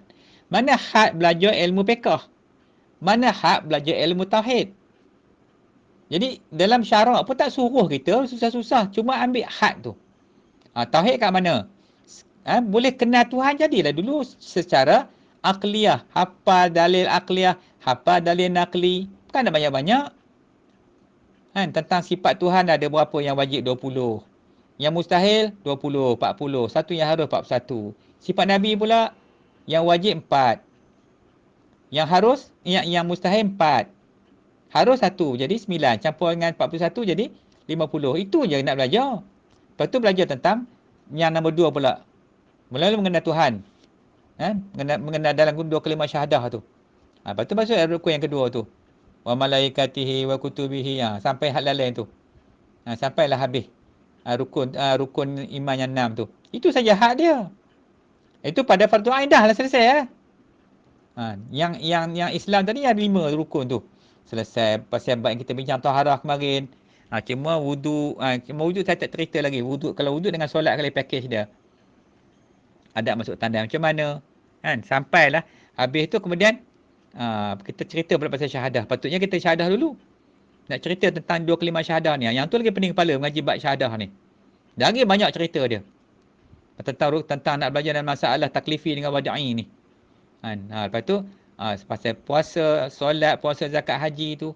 Habis yang fardu ain tu, cukup. Mengaji ihsan pula. Ni kita mengaji ihsan ni, mana fardu ain dia? Ni atas mukallaf ni. Ni cerita dia. Bukan saya yang mewajibkan benda ni. Saya cuma kutip balik apa yang saya mengaji, saya ingat dulu dalam kitab. Saya susun balik. Macam ni, sesuai lah dengan zaman orang IT. Masa saya mengaji kemarin, napah pun tak ada. Pergi duduk nganga bentuk guru. Bawa kitab sebiji, tahanlah telinga. Tambah kitab perukunan tu. Daripada dulu mengaji tu. Duk hafal ada hambat tok guru yang lari kat kampung. Nak boleh tu pun jenuh. Kitab perukunan tu, kita awal-awal mengaji kitab perukunan lah. Kalau orang dulu ni tak ngaji perukunan tu, macam tak ngaji ya. Dalam tu kalau buka-buka mula-mula sekali, dia tanya dah. Syarat rukun syahadah berapa? Start dengan syahadah dulu perukunan tu. So jadi saya olah balik dengan manusia zaman IT ni. Inilah dia hasil dia. Itu pun bukan pandai pun. Tulis je lebih kurang. Jadilah yang penting. Kamu tengok, dengar dah. Dah boleh baca dah. Jadi, hukum dia fardu ain. Sebab apa? Sudah sampai akil balik. Mana dipanggil orang tu mukallaf. Jadi kalau tinggal apa? Benda wajib kalau tinggal jadi apa? Jadi apa benda wajib? Lawan dia, haram. Sebab apa jadi haram? Sebab dia jahil. Bila jahil, semua buat jahil. Semua buat salah. Semayang salah, puasa salah. Dia tak ngaji. Cuma ngaji, dia tahu mana sempadan dia antara halal haram tu dekat mana dia duduknya. Wajib kat mana, haram kat mana, harus kat mana, sunat kat mana, makruh kat mana. Itu je dalam bahagian hukum. Dalam hukum fiqh ni, hak tasawuf pula kat mana? Hak tasawuf 2 tadi tu. Wajib belajar ilmu tentang sifat-sifat mazmumah dan wajib belajar tentang sifat-sifat mahmudah. Tu dia. Itu pun lagi teruk lah. Yang tu kena amalan. Tasawuf dia ilmu yang kena amal. Bukan setakat kita dengar macam ni ya. Tak boleh. Baik, kemudian Ilmu fardu ain ni pula, kalau kita nak tahu maksud itu, ialah ilmu-ilmu tentang kebenaran, matlamat untuk pedoman manusia. Jadi untuk pedoman kita, Allah buat ni semua untuk kita, supaya kita ada pedoman. Orang dulu berjalan dalam berlayar dalam laut pakai bintang. Orang sekarang dalam laut pakai kompas. Apa guna kompas? Sebagai pedoman. Tidak sesat dalam laut yang luas tu. Tapi dengan adanya kompas, dia sampai straight to the point. Target dia. Tengok api terbang macam mana. Dia set dia punya destination dia. Kita sekarang ni sama juga. Destination kita pakai WhatsApp, pakai apa ni? Waze ya. Itu pedoman. Jadi fardu ain ni, ilmu ni untuk supaya kita tak sesat. Dia pedoman untuk kita yang Allah hendak syarak ni. Hendak kita mengaji ni sebab nak supaya kita jadi manusia yang sesat. Jadi belajar ilmu tasawuf ni untuk apa? Untuk nak membersihkan hati. Tadi kita sebut dah. Sebab tasawuf menjernih dan mengheningkan fiqh dan tauhid. Maknanya dia nak jernihkan hati kita yang rosak sebabkan kita mengaji tauhid tapi sombong. Mengaji fiqh angkuh. Mentang-mentang lah dia jadi pegawai kerajaan kan, duduk jabatan agama kan, duduk hukum sana, hukum orang tu, hukum orang ni, tapi tengok kelaku dia orang ni pun tak tahulah macam-macam lah. Kalau kita ada mata tengoklah sendiri. Macam itulah kita tak nak. Kita bukan kata suka, tak. Kita tengok jadi iktibar. Benda yang tak elok ni jadi iktibar sudah, tak usah komen banyak sangat. Jadi kita belajar balik ilmu ni macam mana nak bersihkan hati supaya terangkat hijab tu. Maknanya terbuka ainul basirah kita, dapat memandang ke alam tinggi sampai dapat melihat keagungan dan kebesaran Allah Subhanahu Wa Taala. Bukan nak tengok zat Tuhan. Zat Tuhan tak boleh tengok, kita tak nampak. Tapi kita boleh tengok keagungan dia. Hati itu yang akan nampak. Macam mana katakan Allah tu maha agung, Allah tu maha hebat, Allah tu maha perkasa. Kan? Itu yang hati kita nak tengok. Bila kita tengok Allah tu segala-galanya Allah, maka kita hadirkanlah segala keagungan Allah Ta'ala itu di dalam hati sanubari kita, pada rohani kita tu. Kita letak kat situ. Maka kita buat kerja pun semua jadi tenang. Sebab apa? Apa yang kita buat, Allah ada di hati kita. Apa yang kita buat, semua Allah hadir di sisi kita tu. Tak adalah kita buat kerja merapu. Tak adalah jadi sombong, bongkok, angkuh. Manusia lah ni dia suka benda tu. Dia bangga dengan benda tu pasal dia tak reti benda ni. So jadi, maka tugas kita hari ni ialah nak belajar ilmu ni supaya sifat-sifat mazmumah tadi yang bersama datangnya dengan tanah air api angin tu terangkat daripada segala nafsu yang zulmah tu. Jadi kita insyaAllah, so kita tumpukanlah pengajian kita tu pada perkara-perkara yang wajib dalam ilmu tasawuf ni supaya dapat segera kita keluar daripada kepungan nafsu yang keji ni, dapat kita kembali bertemu dengan Allah Azza wa Jalla. Wallahu a'lam. Alhamdulillah, kita dah sampai ke slide yang last malam ni. Jadi tadi bila cerita pasal tasawuf, dia tak dapat lari daripada cerita pasal syaitan. Macam mana nak tutup lubang-lubang syaitan tu. Kalau kata Imam Ghazali, dia ada 10 pintu kita nak kena tutup. Selagi kita tak tutup pintu tu, selama itulah syaitan akan berada dalam hati kita. So jadi, nak tak nak, dia kena tahu juga benda ni. Baik, so jadi untuk yang malam ni, tajuk tentang syaitan ni banyak lah. Cerita pasal syaitan ni terlalu banyak. Kita kena belajar pasal apa, kita nak fahamkan dia tu. Jangan dia tipu kita. Dekat mana tempat pintu-pintu yang kita kena tutup supaya dia tak boleh masuk. Sekarang ni kita buka pintu. Macam tadi tentang nafsu amarah. Itu semua pintu dia. Pintu ribah. Suka tak kata orang? Bang? Yong? Suka tak kata orang kan? Best kan? Istilah lah ni, dia panggil bawang. Membawang. Mula-mula saya dengar lah ke cucu saya cakap. Membawang. Saya tanya, kamu cakap apa tu, Mat? Atuk tahu tak membawang? Cucu seorang cakap membawang. Faham bawang rupanya. Membawang ni, dia cerita gosip. Cerita orang tu orang ni kan. Agaknya lah. Ada pula istilah baru. Dalam televisyen pada bahag gosip-gosip cerita pasal buruk orang tu, buruk orang ni. Tu semua kerja syaitan. Jadi, itu pintu dia. Kita buka pintu bagi dia. Sombong, riak, semua pintu dia. Lepas tu kita gaduh pasal aku ni jahat sangat, pasal aku teruk sangat. Dan pintu dia kita tak tutup. Tu bab tasawuf ni, dia tasawuf ni, dia memang kalau tak boleh ngaji ilmu tasawuf ni. Kan, kita rasa pening kepala, memang teruk sebab dia kena amalan dia. Macam tarekat Ghazaliyah tu saya nak cerita sikit pasal bab tarekat ni. Kalau orang ambil tarekat Ghazaliyah ni, dia tiap-tiap malam tahajud wajib. Saya duduk mengaji kemarin, kawan saya ambil, saya memang tak ambil tarekat tu. Saya ambil, dulu memang saya terima ijazah tarekat Ahmadiyah tu. Tarekat Ahmadiyah Idrisiyah tu. Ha, dulu. Masa terima tarekat tu pun muda lagi, 17 tahun ni masa tu. Dah terima habis dah. Jumpa Tok Guru. Ni yang anak ni yang tua-tua pun berjumpa saya kan, Ustaz je nak. Marilah. Kita dah macam mana nak buat dah. Allah takdir kamu macam ni. Tak apalah. Jadi tarekat tu tiap-tiap malam kena wajib tahajud. Boleh tahan tak? Kita orang muda. Tahan tak tahan? Tak boleh tahan. Bila tak tahan kawan situ pun. Dia banyak tarekat. Banyak tarekat Ahmad dia disebut awalun tarekat Majnun kata dia. Awal tarekat aku tu gila. Oh sudah kata. Gila apa? Gila tak nak ke dunia. Mula kena kutuk orang lah. Apa lah kau ni duduk atas dunia. Macam-macam. Orang kata kita macam-macam pasal kita tak nak ke dunia. Seolah-olah satu dosa tak nak ke dunia pula. Dah mengaji agama memang macam itu. Dia kan minat sangat benda-benda macam ni merapu ni. Kita tahu benda tu tak ada faedah. Sebab dunia tu sendiri memberitahu. Dunia ni dah minta dah kat Allah. Masa tu saya ingat masa zaman Syekh Abdul Qadir Jailani tu. Dunia tu dah minta dah kat Tuhan. Dia kata lalu dah nak tanggung manusia ni. Tuhan kata aku tambahkan lagi 1000 tahun lagi. Kira lah daripada zaman Syekh Abdul Qadir Jailani tu. Masa dia diangkat menjadi Rasul Azam, Raja segala wali tu masa tu. Dunia tu Allah tambah lagi 1000 tahun. Tahun nak hancur, nak kiamat apa semua tu. Tu sebab tu pengajian ilmu ni kadang-kadang kita kalau tak bersungguh, lepas tu kita kalah dengan syaitan. Kalah dengan syaitan. Marah langsung tak boleh. Mengaji semua nak baik je. Asal kita marah sikit je. Boleh tak kalau tak marah Ustaz? saya bila orang tanya kan, bukan marah saya kata kan. Saya mengaji Tok Guru, saya angkat kepala tak apa ni. Takut Tok Guru tengok muka kita. Tengok sudah lah kejap lagi. Tu yang takut sangat tu. Budak-budak lah ni tak boleh nak kena puji. Puji minta maaf lagi, cari Tok Guru hak boleh puji kita tu. Okay.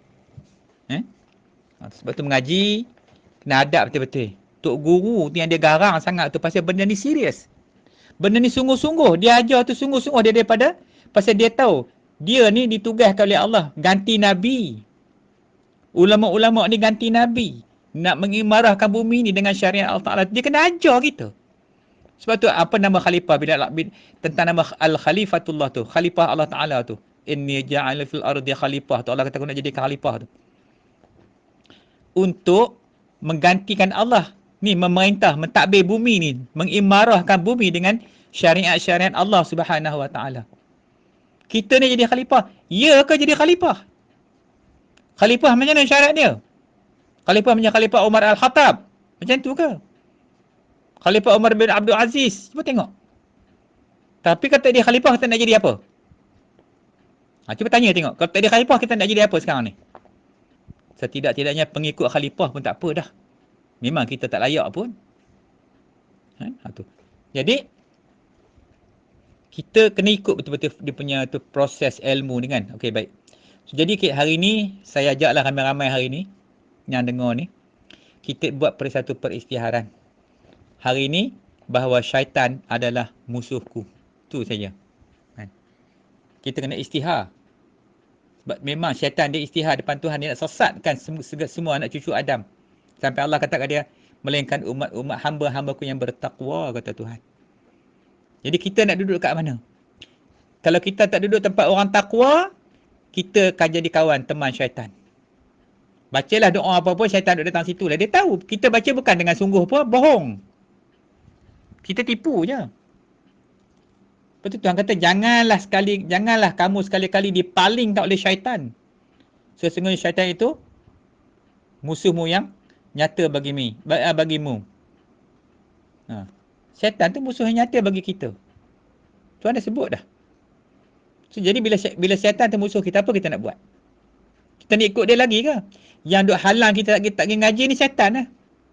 Ni Allah kurung kita. Allah tengok syaitan nak buat apa dengan kita. Tengok tak hebat tak hebat kuasa Tuhan. Sikit lah Tuhan buat. Kita dah tak kawan dengan syaitan, duduk di rumah. Dah lah kali malam-malam, dah tak tahu nak buat apa pening. Marilah kita mengaji. Boleh pula mengaji. Pasal apa? Syaitan dah hilang dah. Ni sikit lagi bulan puasa. Dalam puasa ni. Perangai jahat ada lagi. Syaitan kata apa? Bang, aku tak heran dengan kamu bang. 11 bulan aku train kamu, takat sebulan tu alah. Ada apa sebulan tu? Kamu tengok kamu akan bawa sebuah perangai kamu yang 11 bulan tu ke bulan ke 1 bulan tu. Kamu tengoklah besok. Memang ya pun. Dia train manusia 11 bulan. 11 bulan dia train. Takat sebulan tu dia heran apa? Walaupun dia kena rantai. Tapi perangai syaitan tu tetap ada juga pas kita dilatih 9 bulan. Sekarang ni kita nak latih, kita nak musuh dengan dia. Kita nak isytihar, kamu tu musuh aku. Bila kita tahu kita dah isytihar dia musuh kita, kita kena berjaga baik-baik. Amal-amal kita baik. Kan? Apa kita nak buat lepas ni? Okey. Yang pertama sekali, cari guru mursyid dulu. Sebagai pembimbing rohani jasmani. Kalau tidak, kalau hati kita terdedah, open, siapa pun boleh tembak. Syaitan cukup suka kalau kita tak ada guru mursyid. Senang-senang dia tembak kita. Siapa nak jaga kita? Nabi tu jaga sahabat. Tu sahabat hebat. Sahabat pula jaga para ulama tu. Ada penjaga dia. Ada wali dia yang menjaga. Macam ayah lah. Wali untuk keluarga dia, anak-anak beranak dia. Ayah jadi wali. Ayah tu penjaga. Jadi wali tu maksud penjaga. Tapi dalam soal kerohanian ni, kalau soal jasmani tak adalah kisah sangat jasmani ni. Tapi rohani tu macam mana? Kita bukan faham ilmu-ilmu kerohanian ni tentang alam-alam saya sebut tadi tu. Nak balik macam mana masuk alam tu?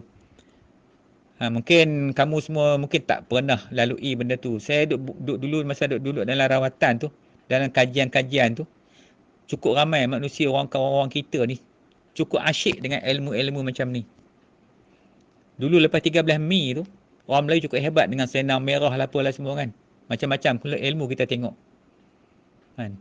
Tu banyak, kadang-kadang ada yang betul, ada salah. Lah ni langsung tak ada apa, main dengan handphone ni, duk seronokkan handphone. Kalau perang, bergaduh, baling handphone tu.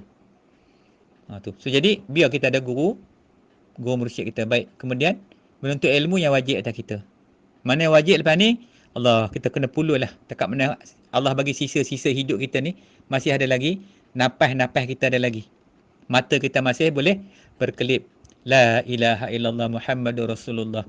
Fi kulli lamhatin wa nafasin.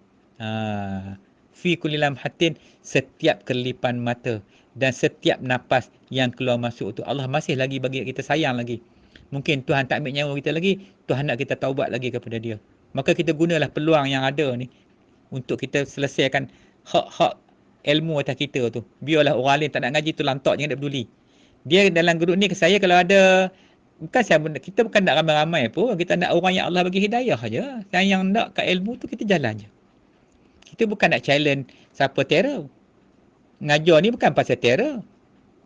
Ini pun kebetulan bulan musim Covid, saya fikir-fikir lah nak buat apa, aku pun tak boleh buat apa duduk kat rumah ni. Telefon duk budak admin tu. Moh kita buat kuliah kata. Baik ustaz, baik bagus kita buat kuliah. Bila kita buat kuliah, barulah pakat nampak. Kita pun nampak betapa pentingnya ilmu ni. Saya dulu buat kuliah tak renti, tapi orang tak nak ngaji. Tambah cerita macam ni, siapa nak ngaji? Kalau saya buat kuliah mati level penuh. Atau saya buat kuliah, okey, setiap malam, setiap kali kuliah RM200. Memang penuh lah bilik kuliah tu. Sesak kalau semat setiap kuliah RM200. Tapi yang kita buat kuliah ni pun jenuh. Nak panggil yang jenuh. Macam-macam alasan yang bagi. Baik, yang keempat. Yang ketiga, menghidupkan sunnah Nabi. Kerana syaitan musuh sunnah Nabi. Tu dia pula. Nabi suruh minum duduk. Kita minum berdiri. Hak berdiri itulah syaitan suka. Tu Nabi kata, kalau sekiranya kamu terperasan, lepas kamu minum tu kamu berdiri, maka muntah olehmu, kata Nabi. Jangan kamu telan. Sebab makanan yang kamu telan, air yang kamu telan ketika kamu berdiri tadi, syaitan ikut serta dalam perut kamu. Jadi syaitan lagi lah minum dengan syaitan. Nama dia minum dengan syaitan. Walaupun baca bismillah. Tu cara dia. Jadi, nak minum ni pun ada adab dia. Tu kata Syekh Sya'rawi. Dia kata apa? Dia kata, barang siapa yang menghidupkan tariqat, jalan, cara Rasulullah minum air ni, nescaya tidak akan berlaku keinginan cita-cita dia untuk melakukan maksiat pada hari itu. Selagi air itu dalam badan. Macam mana? Yang pertama sekali minum Bismillahirrahmanirrahim. Lepas minum Alhamdulillah. Lepas tu sekali lagi minum Bismillahirrahmanirrahim. Habis minum Alhamdulillah. Sampai 3 kali. Dah cukup. Itu je sunnah Nabi. Sehingganya Hati itu terpelihara daripada keinginan untuk melakukan maksiat. Selagi air itu adalah badan. Mungkin petang dah tak ada dah. Minum lagi sekali. Macam tu juga. Setiap kali minum, 3 kali. Jangan kamu minum macam unta, kata Nabi. Macam unta. Teguk tu habis botol. Teguk tu habis satu jug. Teguk tu habis satu gelas. Minum air tu. Macam tu. Tu jangan minum macam itu. Jangan. Tu cara dia. Tu satu sunnah baru. Sunnah makan macam mana? Sunnah tidur macam mana? Sunnah tu. Itulah akhlak Rasulullah. Itu dah akhlak ahli syurga. Ini tak nak masuk syurga lah tu. Orang nak masuk syurga ikut Nabi. Dia ikut sendiri-sendiri. Kemudian, menggerakkan zikrullah dan amalan-amalan khusus sebagai benteng pertahanan daripada serangan syaitan selain daripada amal wajib. Maknanya, yang mana amalan-amalan zikir-zikir yang ada tu kita amalkan. Kita istiqamahkan amal tu. Yang kelima, menjauhi dan meninggalkan perkara yang mendatangkan maksiat, lalai, ghaflah, lara dan panjang angan-angan, kerana itu kesukaan syaitan laknatullahi alaih. Dan akhir sekali, banyak lagi lah sebenarnya, menutup laluan atau pintu-pintu syaitan. Tu. Sebab tu ni jahat lah. Kemudian, apa kata Abu Hurairah?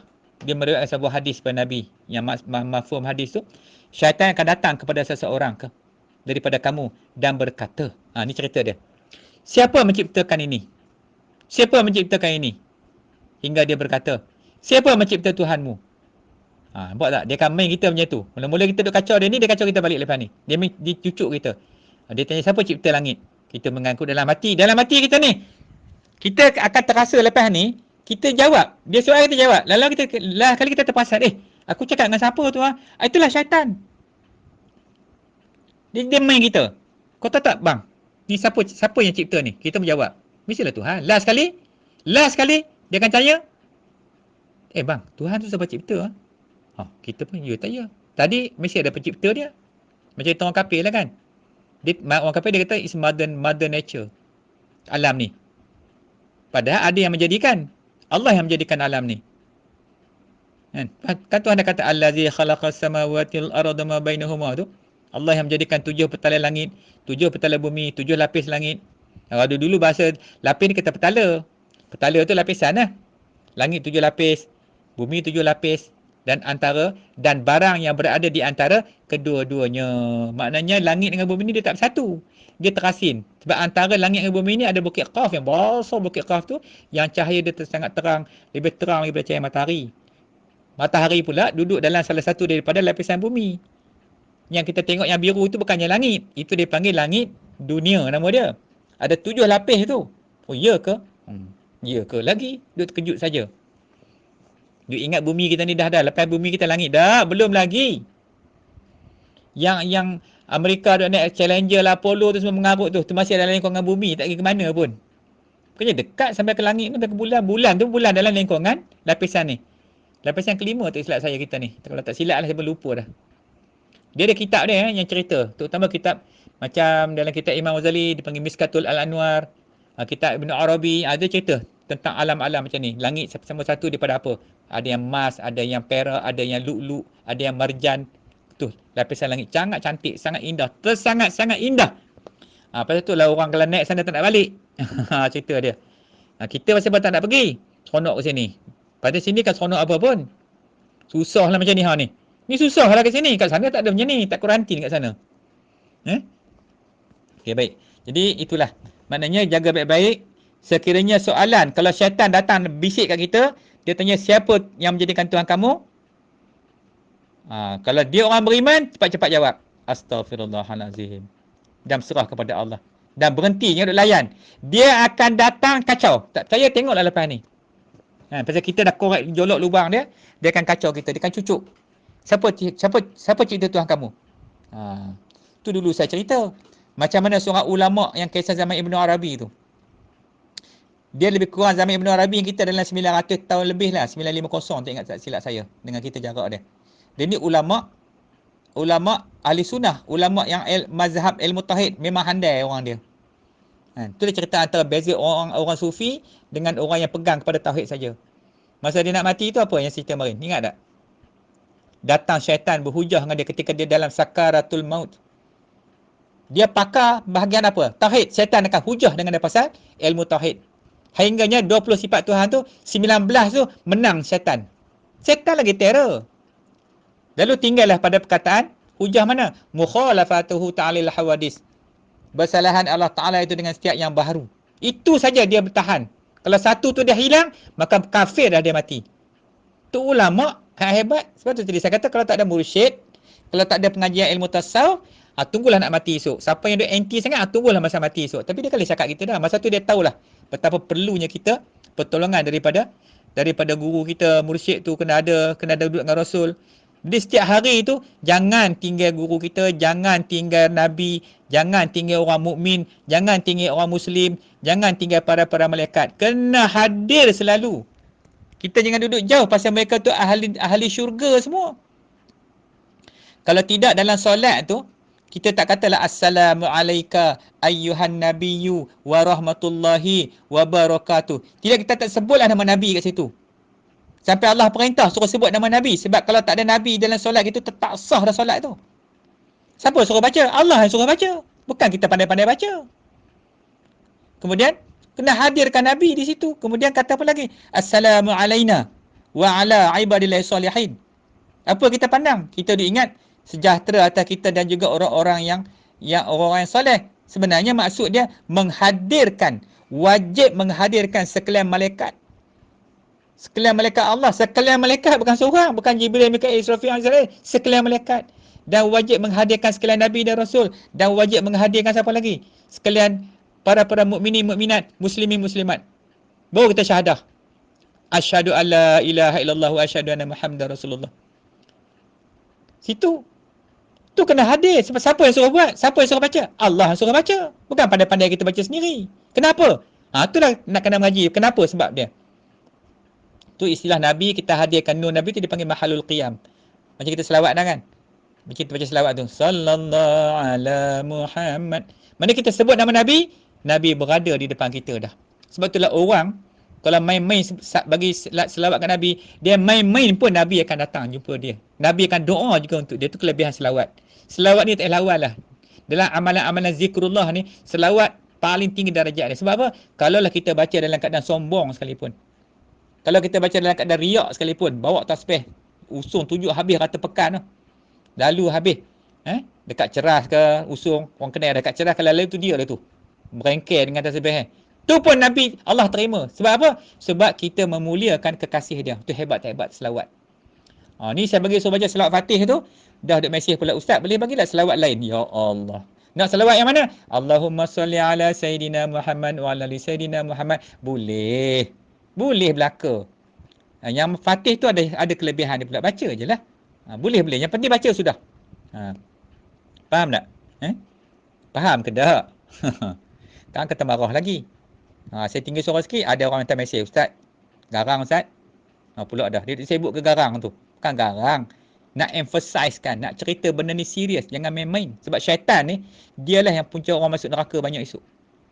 Berapa tempat dia goda kita. Di dunia, kita hidup. Ketika sakaratul maut. Ingat cerita tadi, saya cerita tadi. Ulama tu saya lupa nama dia. Nanti saya tengok balik nama dia tu. Ulama ahli tauhid tu. Jadi kita jangan duk angkuh, jangan sombong. Kalau kita dah boleh hafal sifat 20 semua, kita rasa kita bijak, dia bukan. Sebab itu tak kenal Tuhan lagi. Itu hanya kita kenal Tuhan dengan akal. Sedangkan Tuhan kita kena kenal dengan hati kita, dengan terbukanya ainul basirah kita, barulah sampai makrifah kita tu yang betul-betul makrifah kepada Allah Taala. Sebab kita melihat dengan realiti, dengan hakikat yang sebenarnya. Sekarang ni hanya kenal dengan akal saja. Akal kita tak boleh pergi jauh. Balik sana dinding kita tak nampak dah. Tapi roh kita, hati kita boleh pergi sejauh-jauhnya perjalanan dia tu. Mi'rah dia tu jauh ya. Okey. Baik, itu tentang syaitan. Apabila bisikan syaitan datang, maka hendaklah kamu, kata Ibnu Hurairah, cepat-cepat istighfar. Berhenti layan. Ni ada orang kena dah ni. Berhenti cepat-cepat. Jangan layan. Siapa saya pesan? Jangan layan. Pasal itu syaitan. Dicucuk macam-macam. Malaikat tak bisik apa tu. Qarin ni, kan kemarin saya ada sebut, Qarin ada dua. Satu daripada iblis yang duduk belah kiri. Dia duduk belah kiri kita tu. Yang satu lagi, yang sebelah kanan tu malaikat. Qarin juga. Ada malaikat yang bernama Atik dengan Ratib, dengan dua orang malaikat tu. Yang tu kiraman katibin tu. Yang tu malaikat yang mencatat amal kita. Itu pun disebut sebagai Qarin juga. Tapi yang satu lagi tu ada lagi malaikat-malaikat lain. Ada malaikat yang Allah letak kita, nama apa satu malaikat tu? Untuk menjaga kita daripada ditimpa kecelakaan. Pun ada juga malaikat tu. Dia tinggal kita je, macam-macam jadi accident lah, apalah semua. Tu. Ada malaikat-malaikat yang menjaga kita. Jadi total malaikat, lebih kurang 500 malaikat yang jaga kita. Yang bagi mata kita kelip, yang mengelip-ngelip mata kita tu malaikat. Cuba kita kelip sendiri tengok, pakai tak kelip lah mata kita tu. Yang menggerakkan bulu roma kita, darah kita, jantung kita. Kebanyakan malaikat. Yang Allah bagi kita buat sendiri sikit ya, tangan, lepas tu lidah kita. Lidah kita malaikat dia biar je, tak jaga. Tu yang mengumpat kuat tu. Ngata orang kuat, cakap pasal dunia kuat. Semua jahat-jahat, kita lah tu. Tu kita jaga. Cuba Allah bagi kita jaga jantung kita. Hancur habis jantung kita ni. Tengok Tuhan punya sayang kat kita. Dia bagi yang benda sepatut-patut, itu pun kita tak boleh nak jaga dah. Nak kawal tak boleh. Inilah kerja syaitan. So, jadi, bila datang bisikan-bisikan macam tu, segeralah berhenti, istighfar, jangan layan. Dah dekat tu. Cukup. Katakan dia, A'udzubillahi minasyaitanirrajim. Alangkah Syekh Abdul Qadir Jalani sendiri pun dia kacau. Dia kata apa? Dia datang dalam bentuk awan. Dia kata, wahai Abdul Qadir, dia kata gitu. Hari ini aku menghalalkan segala yang haram. A'udzubillahi minasyaitanirrajim, kata Syekh Abdul Qadir Jalani. Dia kata, mana kamu tahu aku syaitan? Sebab Allah Ta'ala tidak pernah menghalalkan benda yang haram. Ini kan kamu ya. Nampak tak? Dia tak apalah. Dia boleh perang dengan syaitan. Itu pun syaitan tipu lagi. Tengok macam mana syaitan tipu Nabi Harun ketika ditinggal oleh Nabi Musa AS. Itu Nabi. Kita ni siapa? Itulah kita kena ambil iktibar elok-elok malam ni. Fikir dengan hati. Jangan fikir dengan akal. Kalau akal kita ada syarat tak apa. Ni akal kita pun huru-hara lagi. Tengok dengan pandangan mata hati kita macam mana. Duduk sesaja tu perhati balik tengok kita tu. Tengok pandang ke langit tu macam mana. Tengok alam ni. Luasnya alam tu. Yang cerita tadi alam jin pun kita tak boleh nak masuk dah. Tambah nak masuk alam yang luas-luas lagi. So, jadi malam ni janganlah mengambil syaitan sebagai wali. Kerana syaitan akan berada di tiap-tiap tempat dan perbuatan yang jahat dan keji. Jadi tekan diri dulu malam ni insyaAllah. Mudah-mudahan apa yang sampai malam ni menjadi iktibar. Esok kita tajuk lain pula. Banyak lagi tajuk yang boleh kita belajar ni. Semua tajuk ni nak memfokuskan macam mana nak buang kejahatan yang ada pada kita tu. Jadi di sini dulu, takat ni dulu malam ni. InsyaAllah kita bertemu lagi. Mana yang silap, salah, ampun dan maaf. Wabillahi taufiq wa hidayah. Assalamualaikum warahmatullahi taala wabarakatuh. Allahumma salli wa sallim wa barik ala sayyidina Muhammadinil Fatihi lima ughliqa wal khatimi lima sabaqa wan nasiril haqq bil haqqi wal hadi ila siratikal mustaqim sallallahu alaihi wa ala alihi wa ashabihi haqqa qadarihi wa miqdarihi al-azim.